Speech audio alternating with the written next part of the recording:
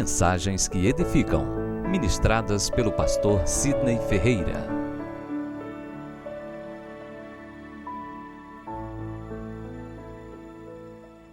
Apocalipse, capítulo 21, amém? Nós vamos ler a partir do primeiro versículo em diante. Assim está escrito: Vi novo céu e uma nova terra, pois o primeiro céu e a primeira terra passaram, e o mar já não existe. Vi também a cidade santa, a nova Jerusalém, que descia do céu, da parte de Deus, ataviada como noiva adornada para o seu esposo. Então ouvi grande voz vinda do trono, dizendo: Eis o tabernáculo de Deus com os homens. Deus habitará com eles. Eles serão povos de Deus, e Deus mesmo estará com eles. E lhes enxugará dos olhos todas as lágrimas, e o amor já não existe. E a morte já não existirá. Já não haverá luto, nem pranto, nem dor, porque as primeiras coisas passaram. E aquele que está sentado no trono disse: Eis que faço nova todas as coisas, e acrescentou: Escreve, porque estas palavras são fiéis e verdadeiras. Disse-me ainda: Tudo está feito. Eu sou Alfa, o princípio e o fim. Eu, a quem tem sede, darei de graça da fonte da água da vida. O vencedor herdará estas coisas, e eu lhe serei Deus, e ele me será filho. Quanto, porém, aos covardes, aos incrédulos, aos abomináveis, aos assassinos, aos impuros, aos feiticeiros, aos idólatras e a todos os mentirosos, a parte que lhes cabe será no lago que arde com fogo e enxofre, a saber, a segunda morte. Amém. Que Deus abençoe esta palavra e ministre esta palavra aos nossos corações. Meus amados, o tema dessa mensagem é a glória eterna. Você pode repetir comigo? A glória eterna. Queria que você fosse um pouco paciente e compreensivo comigo. Eu estive ontem assistindo a final da Libertadores da América, um evento organizado pela Conmebol, e o Flamengo foi campeão. Depois de quantos anos, Queiroz? 38 anos. E um feito na realidade inédito, né? Não só campeão da Libertadores, como campeão brasileiro em menos de 24 horas. Dificilmente alguém vai conseguir isso. Venhamos e convenhamos, estou sendo sincero, né, Valdinho? Mas algo me preocupou durante isso. Muitas alegrias eu tive. Torci, sou torcedor, vibrei. A Bíblia diz que tudo é puro para os puros, porém para os impuros, tudo se torna impuro. Tem gente que vê maldade em tudo. E uma das coisas que mais abomináveis é a religiosidade com seu legalismo moralista. Graças a Deus eu sou liberto para viver uma liberdade sem libertinagem em Cristo Jesus. Mas uma das coisas que me incomodou foi quando o tema dessa Libertadores era La Glória Eterna. Em espanhol, La Glória Eterna. E disseram: Jorge de Jesus trouxe a glória eterna para os flamenguistas. Eu, como flamenguista, disse: eu protesto. Mas eu queria apresentar aqui aos irmãos o que realmente é a glória eterna. Porque se essa glória efêmera, transitória, passageira, tão supérflua, for considerada uma glória eterna, quão desprezível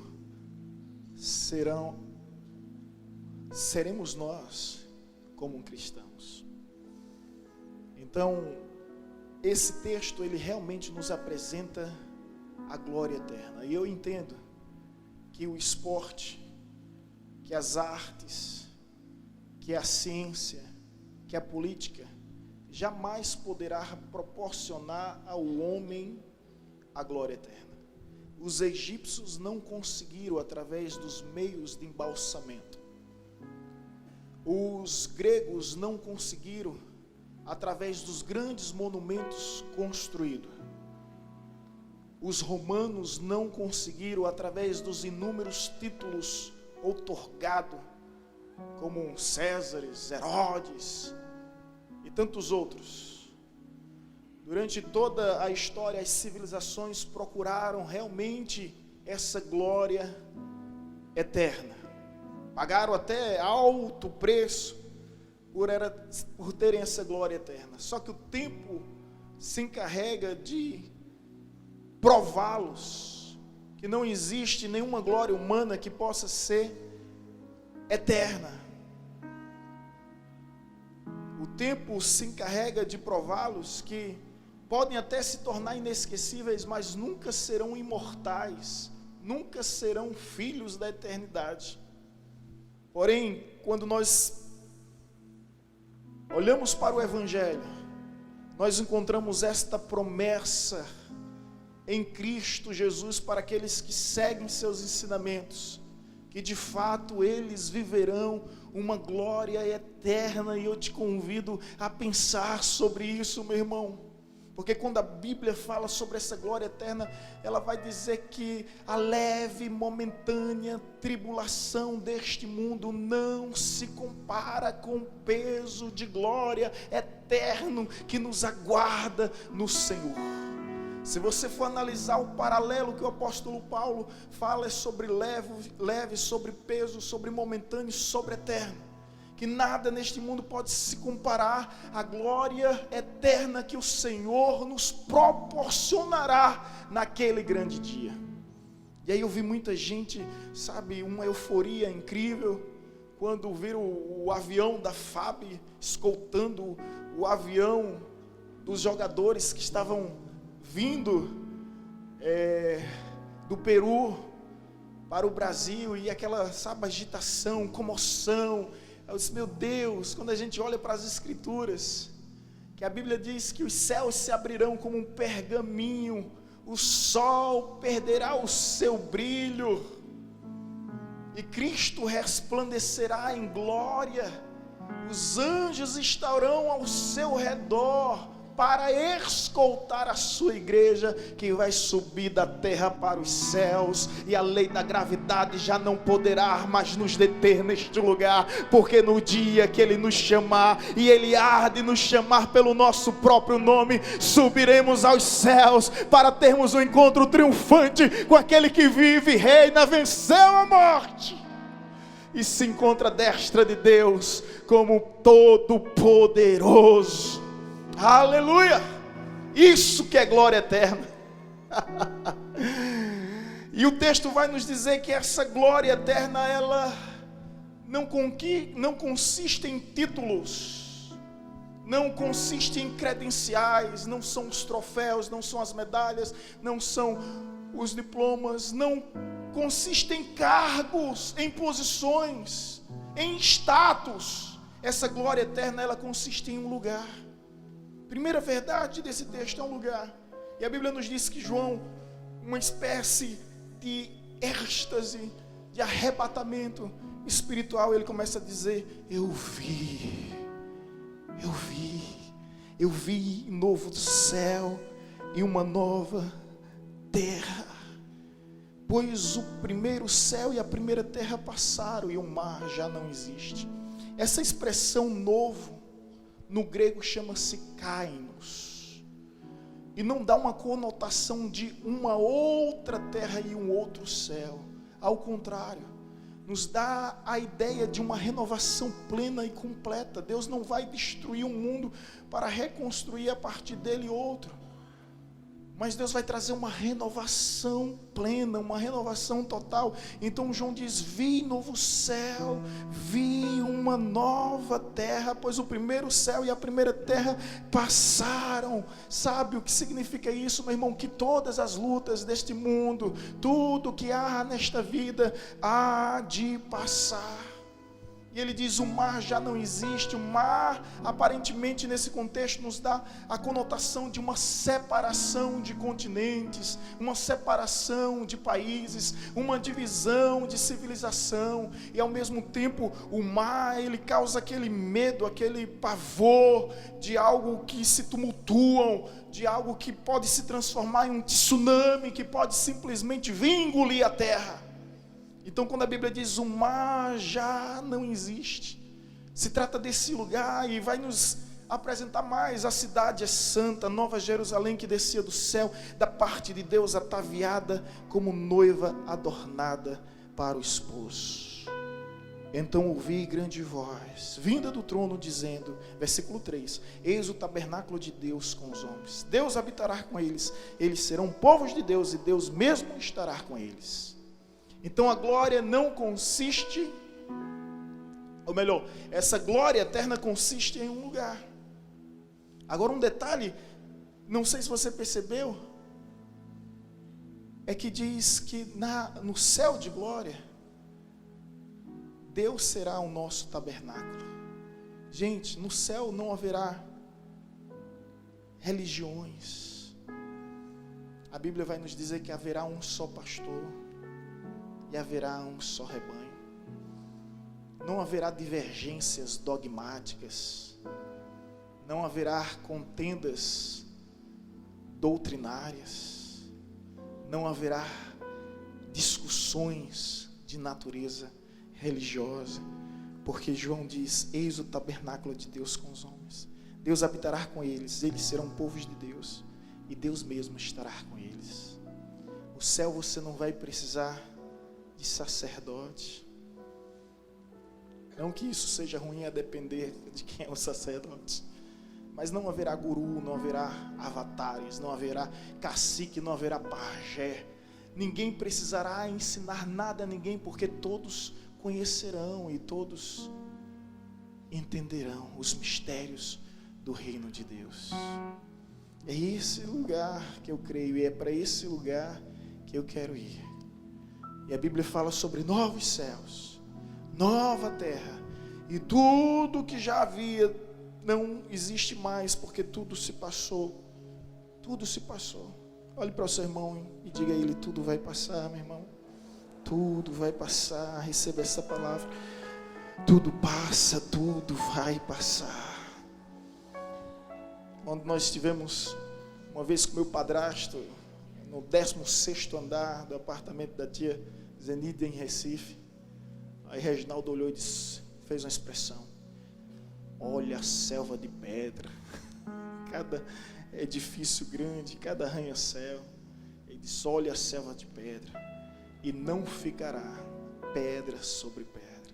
Tudo isso vai passar, todos os monumentos serão realmente destruídos, nada permanecerá para sempre. Porém, a Bíblia nos apresenta que essa glória eterna que Deus nos proporciona através de Cristo, ela consiste em um lugar, e esse lugar é totalmente diferente do que nós podemos desfrutar ou usufruir neste mundo.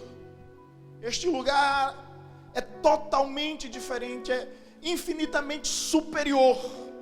Imagine um lugar que você possa passar as férias. Me ajudem. Caribe. O que mais? Maceió, minha pequena sereia. Esse meu irmão quer ser alagoano. Não tem jeito. Digam. Cancún, Noronha, esses lugares, sabe? Afrodisíaco, né? Inspirativo. cantador, lindo, nenhum deles se compara com o lugar que Deus tem preparado para nós. É novo céu e nova terra, e nesse lugar os céus e a terra estão conectados ao ponto de serem apenas um, porque Cristo será o elo entre os céus e a terra, entre Deus e os homens. Entre Deus e os homens. E meu irmão, nesse lugar você não precisa se preocupar em pagar aluguel. Você não precisa se preocupar com a conta da Coelba, com a conta da Embasa. Ninguém vai cortar a tua luz. Nesse lugar você não precisa se desesperar. Porque quando as escrituras vão descrever este lugar, diz que as ruas são de ouro, as ruas são de cristais. Que coisa tão tremenda, gente.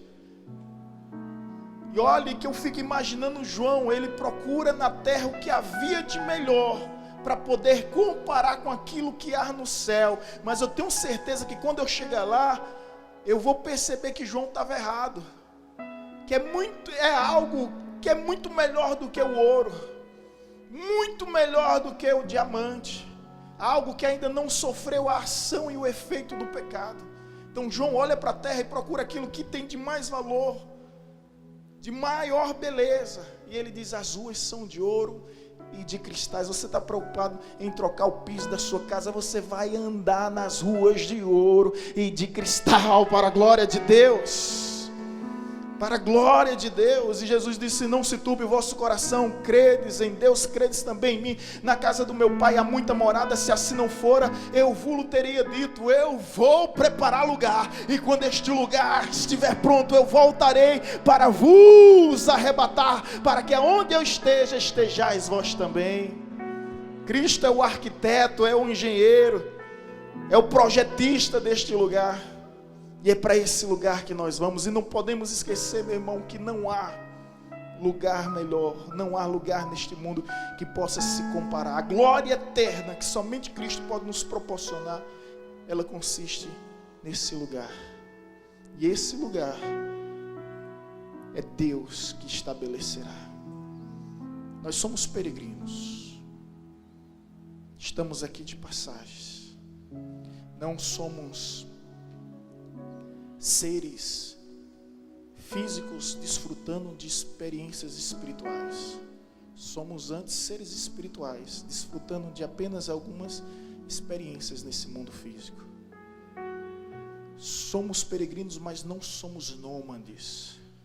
Nômades são ambulantes, indigentes que não têm rumos definidos.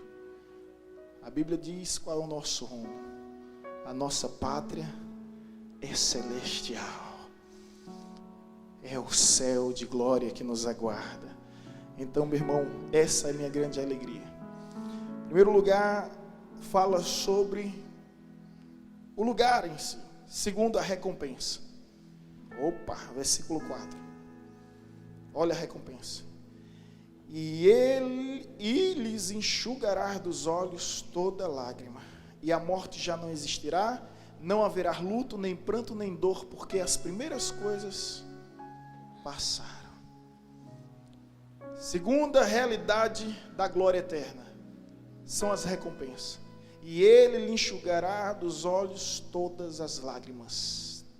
O próprio Deus enxugando da tua face todas as lágrimas, limpando toda a tua dor, sarando toda a tua ferida.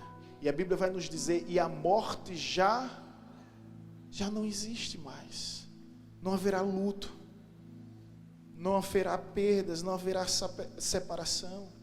Quão terrível é a dor do luto, mas em Cristo nós percebemos que a morte já não mais nos mata.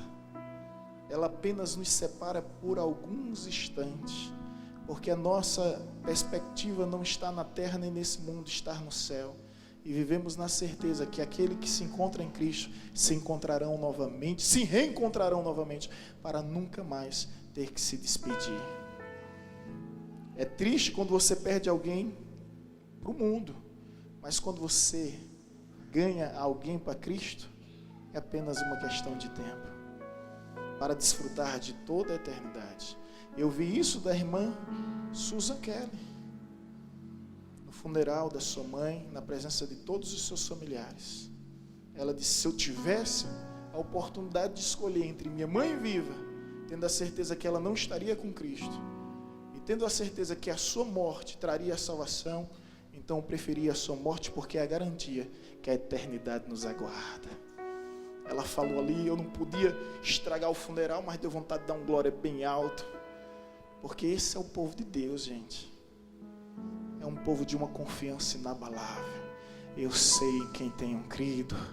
Ele é poderoso para guardar o meu depósito em Cristo Jesus. Aleluia! As recompensas desse lugar não...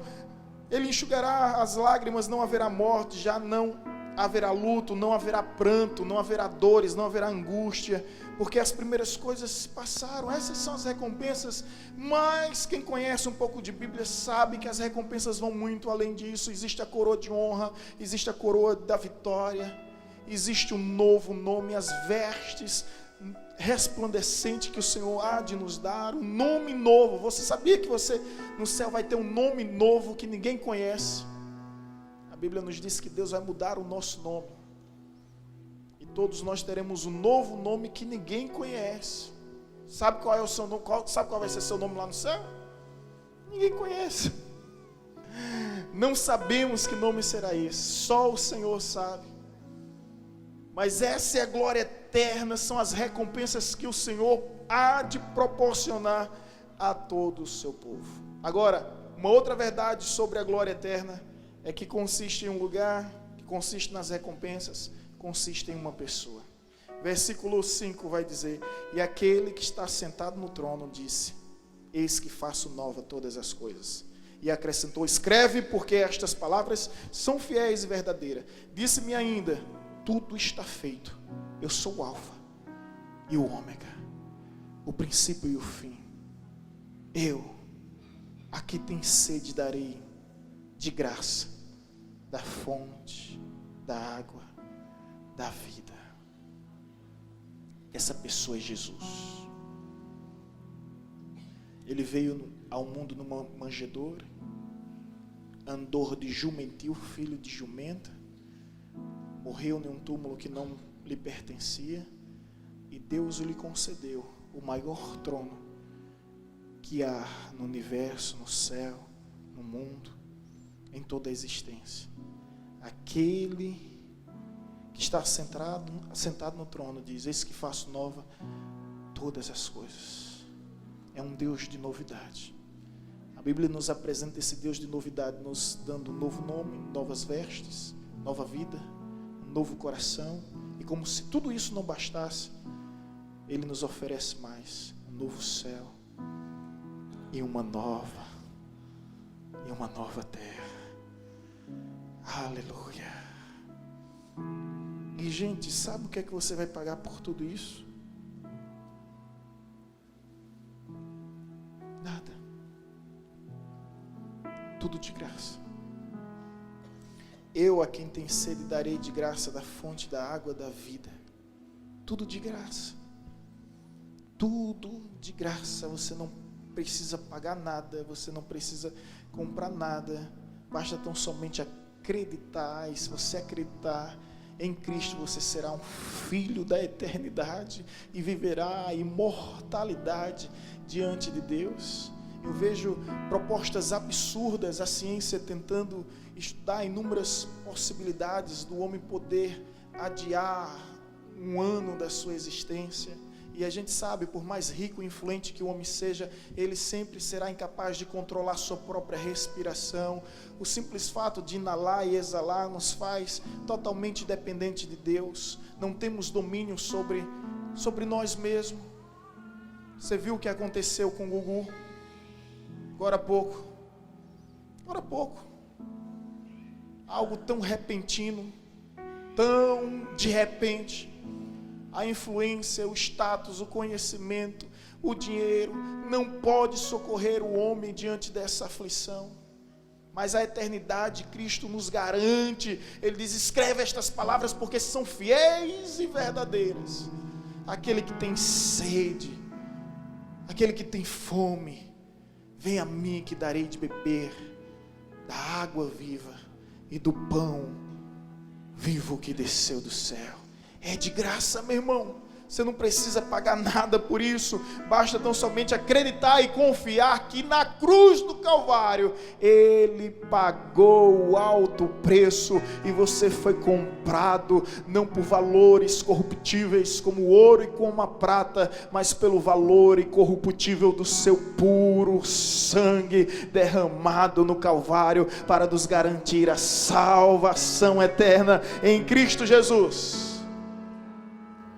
E essa segurança, ela gera em mim uma confiança tão grande, que se eu fechar os olhos neste mundo por qualquer motivo, eu tenho plena certeza que abrirei na Nova Jerusalém Celestial. Por favor, me entenda, isso não é arrogância, não é altivez, isso não é soberba, isso é apenas confiança, não na minha palavra, mas na palavra daquele que não pode mentir, na palavra daquele que não pode falhar. Escreve, porque minhas palavras são fiéis, minhas palavras são verdadeiras.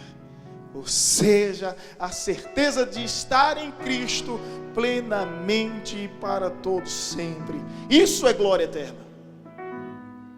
Isso é glória eterna. Isso é o que Cristo nos proporciona. E Buda não pôde oferecer isso aos seus seguidores. Confúcio não pôde oferecer isso aos seus seguidores. Hare Krishna não pôde oferecer isso. Maomé não pôde oferecer isso. Somente Cristo Jesus oferece a vida eterna, porque somente Ele é o autor da vida. Por isso que Ele diz: eu sou o Alfa, eu sou o Ômega. Se estivesse falando para nós brasileiros da língua portuguesa, Ele dizia: eu sou o A, eu sou o Z, eu sou o início, o meio, o fim. Eu sou o princípio e o fim de todas as coisas. Nele tudo culmina. Nele tudo se explica, nele tudo acontece. Eu sou o Alfa e o Ômega, o princípio e o fim. É nesse Deus que eu deposito totalmente a minha confiança e fico seguro. Então você viu que a glória eterna consiste em um lugar. Você viu as recompensas da glória eterna. Você viu que essa glória eterna se baseia em uma pessoa, Cristo Jesus. Agora, por fim, você precisa saber quem serão os herdeiros da glória eterna. Quem serão os vencedores da glória eterna? Aí o versículo 7 diz: o vencedor herdará estas coisas, os herdeiros da glória eterna. Presta atenção aqui, irmão. E eu serei Deus e ele me será filho. Por inferência nós entendemos o que está implícito no texto. Quando diz bem assim: o vencedor herdará estas coisas, só vai herdar quem venceu. E vai dizer: e eu lhe serei Deus, e ele me será filho. Ou seja, Deus só será pai daqueles que venceram e que herdaram a glória eterna. E aí, meu irmão, se não venceu, já não é mais filho de Deus. É o que Jesus diz no Evangelho de João: eu vim para os meus, e os meus não me recebeu. Mas a todos aqueles que me recebeu, Deus deu-lhes o poder de serem chamados filhos de Deus. E aqui vai nos dizer quem são verdadeiramente os filhos de Deus. A que igreja eles pertencem? A que denominação eles pertencem? Deixa eu te explicar isso. John Wesley é um grande pregador. Um dia ele teve uma visão. Ele estava confuso em certo momento da sua vida e teve uma visão. E nessa visão ele foi ao inferno. E quando ele chegou lá no inferno, tinha um demônio na porta do inferno, fazendo check-in. E o demônio, quando viu o demônio perguntou: quem está aí? Por acaso existem evangélicos aí? E o demônio disse: sim. Existem católicos? Sim. E agora, quem se salvou?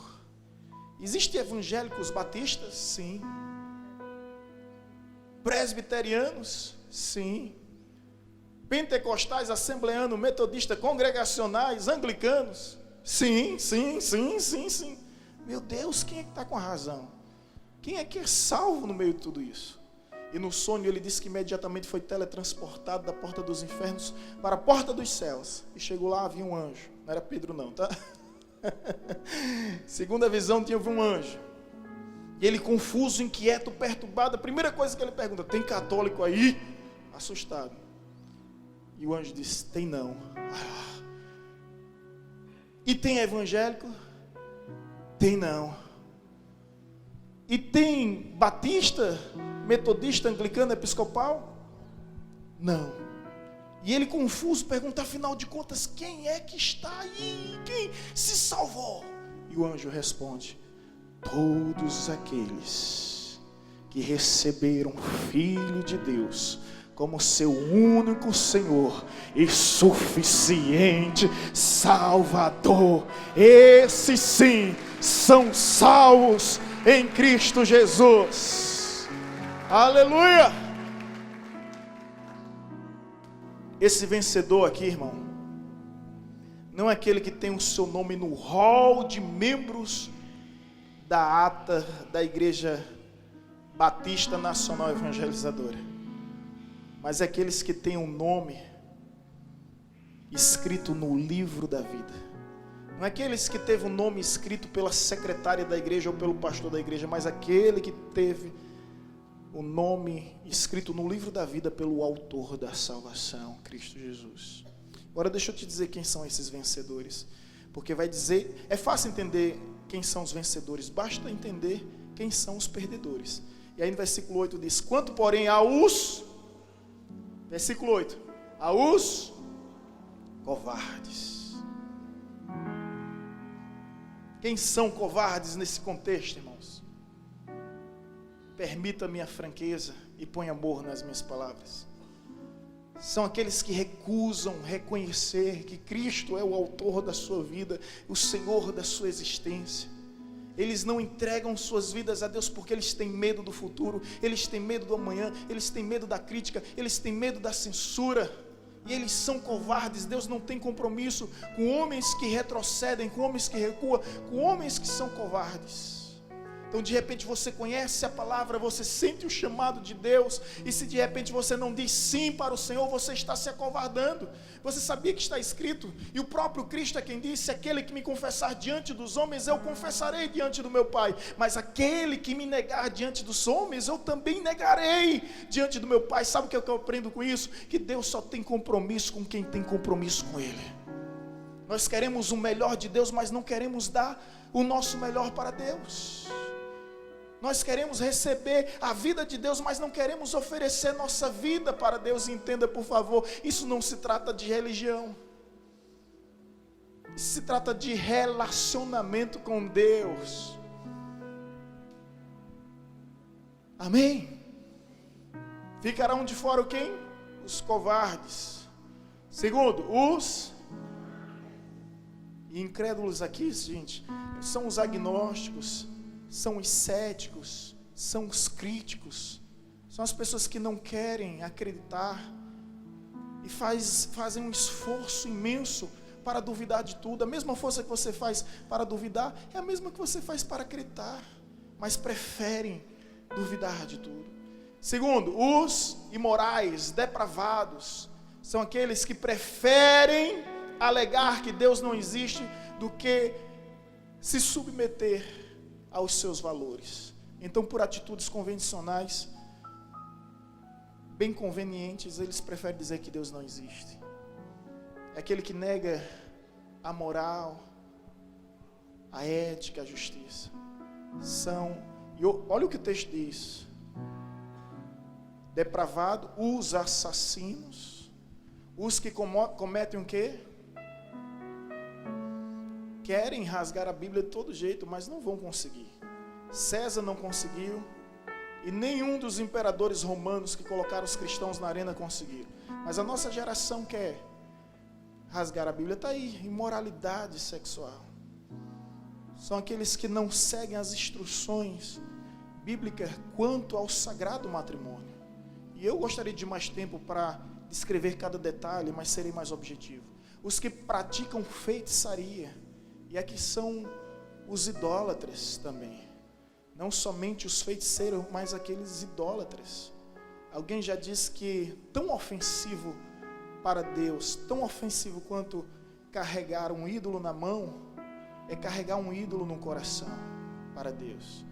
Você pode dizer, eu não me curvo diante de imagem, eu não tenho nenhum ídolo dentro da minha casa, mas de repente você tem um ídolo dentro do seu coração. E aí você torna-se um feiticeiro também, um idólatra também, ok? Todos os mentirosos, gente, Deus não é Deus de mentira, amém? A palavra do crente deve ser sim, sim, não, não. Então é hora de pagar quem deve. Não é, irmão? Cá entre a gente, não conta pra ninguém não, mas diz que se existe uma classe de pessoas que gosta de comprar e não pagar, diz que são os crentes. E porque são muito crentes, aí compra pela fé. É pela fé, pela fé. Quando tem fé demais, não cheira bem, gente. Aí não é pela fé, não caia nessa conversa do vigário. Quando alguém chegar para você, o irmão vai pagar como? Não, é pela fé, pela fé, pela fé. Fuja dessa história, meu irmão. Né? Fuja dessa história. Os mentirosos, os homens sinceros, autênticos, verdadeiros, é sim, sim, não, não. E o que passar disso é procedência maligna. Então, meu irmão, quão terrível é uma mentira. Quão danos ela não gera. Quantos estragos ela não causa. Ei, não tenha medo da verdade. Dizem que a verdade dói. Mas a Bíblia nos diz em João 8:32 que na verdade, a verdade liberta. Conhecereis a verdade vos libertará. Sabe o que é que dói? É uma vida de farsa, é uma vida de engano, é uma vida de ilusão, é uma vida de fantasia. Isso dói. Isso dói. Então abre logo o teu coração, arranca toda fantasia, toda maquiagem, toda máscara, põe para fora quem você é e seja você. E acredite que ao contrário do que dizem por aí, que a mentira tem perna curta, né? Eu chego a uma conclusão, que a mentira nem perna tem. Ela se rasteja por um tempo, mas não vai longe. Os mentirosos não herdarão o reino dos céus. Não seja mentiroso, seja verdadeiro. Seja uma pessoa verdadeira. O lugar dele será no lago do fogo que arde com enxofre. Esta é a segunda morte. Por gentileza, filha, me dê o celular aí. Meu celular.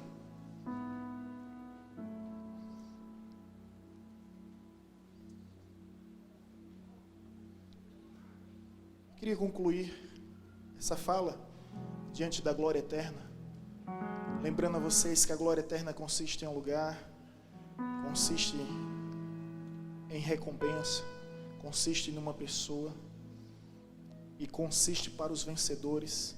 E aqui eu queria lembrar de uma canção que é o hino 112 do cantor cristão Inário dos Batistas.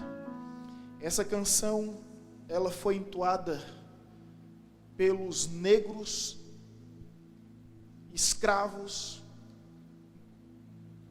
nos Estados Unidos, que ao colherem algodão, sonhando com a liberdade deles, eles entoaram essa canção.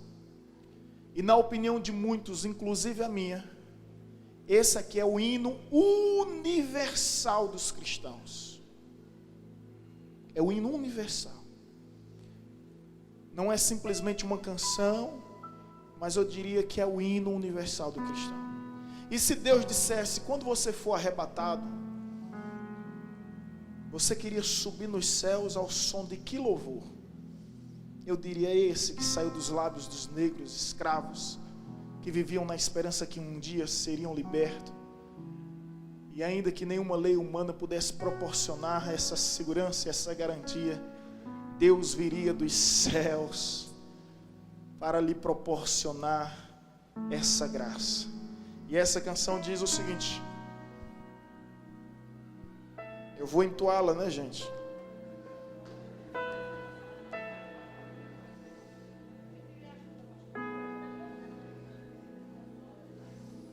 Vou entoar só, tá? Recitar, declamar como uma poesia.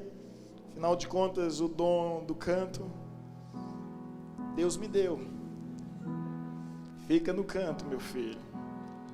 E eu estou conformado com isso. O céu me aguarda. E na eternidade, se existe uma coisa que eu vou fazer, é cantar, meu irmão. Ah, Nicole, tu vai ver. O título dessa canção é Vencendo Vem Jesus. Imagina os negros colhendo os algodões, sobre a ameaça da chibata, sobre a ameaça do tronco. E eles começam a dizer: já refugie a glória eterna de Jesus, o Rei dos Reis. Breve os reinos deste mundo seguirão as suas leis. Os sinais da sua vinda, mas se mostram cada vez. Vencendo, vem Jesus. Vem Jesus.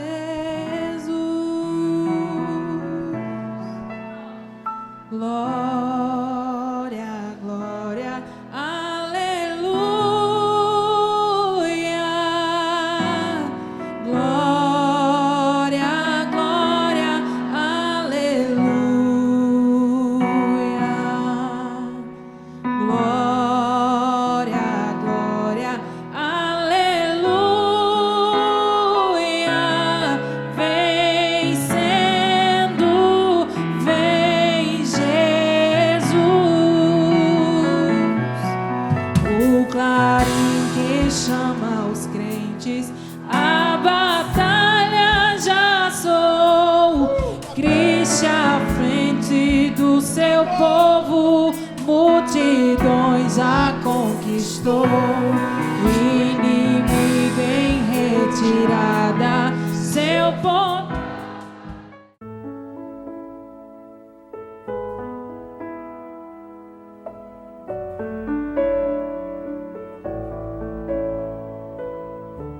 Você acabou de ouvir uma mensagem ministrada pelo pastor Sidney Ferreira, da Igreja Batista Evangelizadora.